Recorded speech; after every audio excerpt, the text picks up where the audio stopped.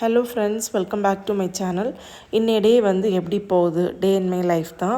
என்னோடய சேனல் வந்து ஃபஸ்ட் டைமாக பார்க்குறீங்கன்னா சப்ஸ்கிரைப் பண்ண மறந்துடாதீங்க. அப்படியே பக்கத்தில் இருக்க பெல் ஐக்கான் கிளிக் பண்ணி வச்சுக்கோங்க. அப்போ தான் நான் வீடியோ போட்டதும் நோட்டிஃபிகேஷன் வரும். வீடியோவை மிஸ் பண்ணாமல் பார்ப்பீங்க. வாங்க இப்போ வீடியோ கன்டினியூ பண்ணலாம்.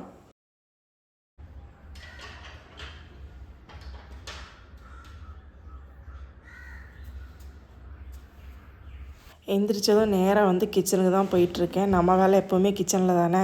ஃப்ரிட்ஜ்லேருந்து எல்லா திங்ஸுமே எடுத்து வெளியே வச்சுட்டேன்.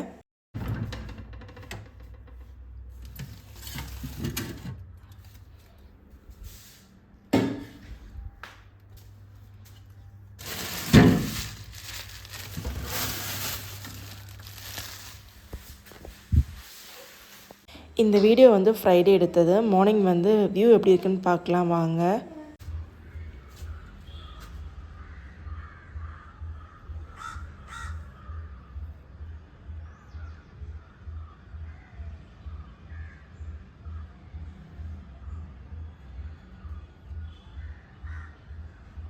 மார்னிங் பிரேக்ஃபாஸ்ட்டுக்கு தேங்காய் பால் போட்டு குருமா தான் பண்ணணும். இதில் கேரட், பீன்ஸ், உருளைக்கிழங்கு, அப்புறம் காலிஃப்ளவர் இதெல்லாம் வந்து பாயில் பண்ணி நம்ம தேங்காய் பால் போட்டு குருமா பண்ணணும். கேரட், பீன்ஸ், உருளைக்கிழங்கு இது மூணுமே வந்து 2 விசில் போட்டு எடுத்துருவேன் குக்கரில்.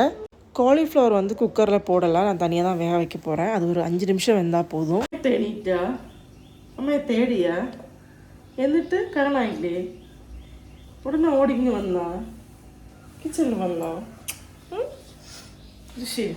மார்னிங் வந்து குக்கிங் பண்ணுற வீடியோ எதுவுமே எடுக்கலாம், நான் லைவ் போட்டிருந்தேன்.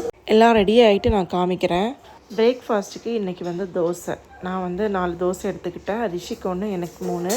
அப்புறம் புல்சா குருமா வந்து ரெடி ஆயிடுச்சு. கேரட், பீன்ஸ், உருளைக்கிழங்கு வெஜிடபிள்ஸ் எல்லாம் போட்டு க்ரீன் கலரில் தேங்காய் பால் போட்டு குருமா ரெடி ஆயிடுச்சு. அப்புறம் வழக்கம் போல் எங்கள் வீட்டில் பால் வாங்குறது இல்லை, ஸோ கட்டன் போட்டிருந்தேன்.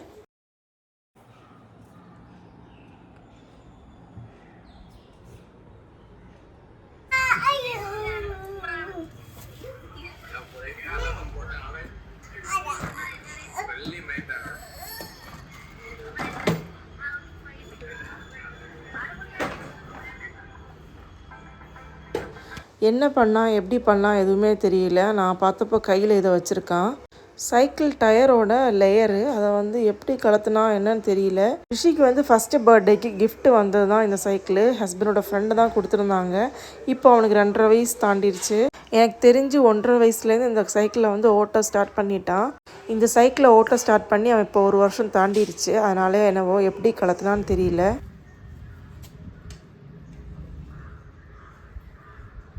இதுவே டிஃபன் வச்சுருந்தாங்கன்னா எல்லாருமே வந்திருப்பாங்க. இன்றைக்கி சாதம் தான் வச்சேன், அதான் யாரையுமே காணோம்.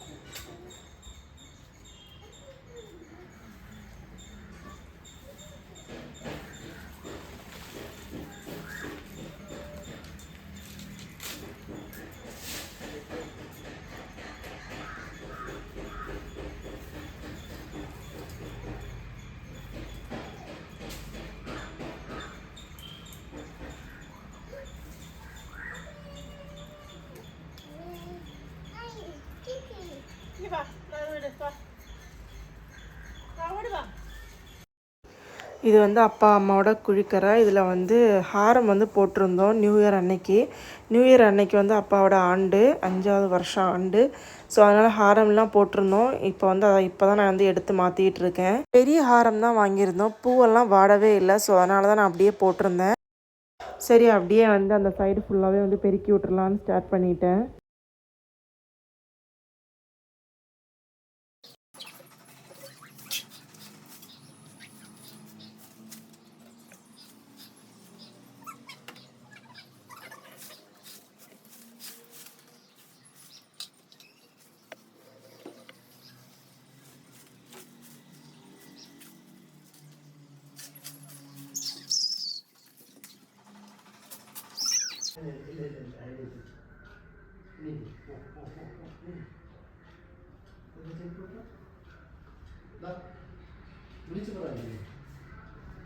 ரிஷியோட தாத்தா வந்து வீட்டுக்கு வந்திருந்தாங்க. ஸோ அவங்க வந்தது வந்து கொஞ்ச நேரம் பேசிக்கிட்டு அவங்க கூட போகிறதுக்காக வந்து இவனும் வந்து அழுதுகிட்டே இருந்தான். அவங்க வீட்டுக்கு போகிறேன்னு அவங்க கையை பிடிச்சிட்டு நின்றுட்டு இருந்தான்.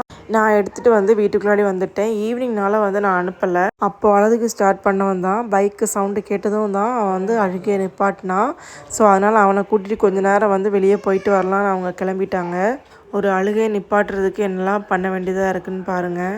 ரிஷியை வந்து ஸ்கூலில் வந்து சேர்க்குறதுக்கு டைம் ஆயிடுச்சு. இனி வந்து கண்டிப்பாக அவனை கொண்டு சீக்கிரமாக சேர்த்துறணும். டே கேரில் கொண்டு விடலாம் அப்படின்னு பிளான் பண்ணியிருக்கேன். ஆனால் எனக்கும் சரி அவங்களுக்கும் சரி மனசே வரல கொண்டு விடுறதுக்கு.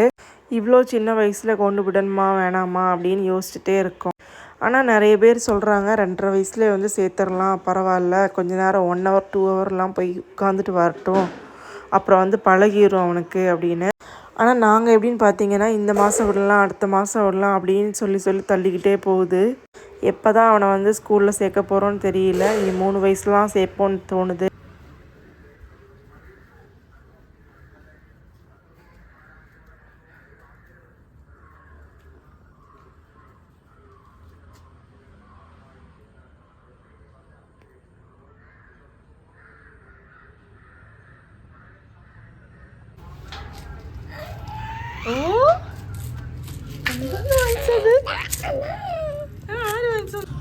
ഇത് ആര് വാങ്ങിച്ചത് ഋഷി?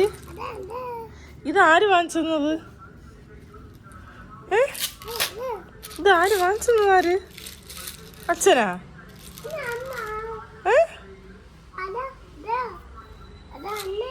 എവിടെ പോയോ നീ? ഇതാ പിടിച്ചോ. എവിടെ പോയത് ഋഷി? എവിടെ പോയാ നീ? ഡാ എവിടെ പോയത്? ബൈക്കിൽ പോയാ? ഓ ദൂരെ പോയാ? ஆனா ஈவினிங் வந்து கோயிலுக்கு போகணும் அப்படின்னு வந்து பிளான் பண்ணி வச்சுருந்தேன். தொண்டை வந்து சரியில்லை, ஒரு மாதிரி வந்து கோல்டு ஸ்டார்ட் ஆகிறது மாதிரி ஒரு கண்டிஷனில் இருக்குது. ஸோ அதனால் வந்து இன்றைக்கி குளித்தா வந்து சரியாகுது அப்படின்னு நான் இன்றைக்கி கோயிலுக்கு போகலை. கோயில் போகிறதுனால நைட்டு சமைக்கிற பிளானே இல்லை. ஸோ அதனால் கடையிலே வாங்கிட்டு வந்துட்டாங்க. இவனை என்ன பண்ணுறதுனே தெரியல. இவ்வளோ சேர் வீட்டில் இருந்துட்டோம், இது மேலே தான் உட்காந்துருந்து டிவி பார்ப்பானா. இந்த வீடியோ நான் இதோட முடிச்சுக்கிறேன் ஃப்ரெண்ட்ஸ். இந்த வீடியோ உங்களுக்கு பிடிச்சினா சப்ஸ்கிரைப் பண்ணுங்கள். அடுத்த ஒரு சூப்பரான வீடியோவில் பார்க்கலாம். Bye friends.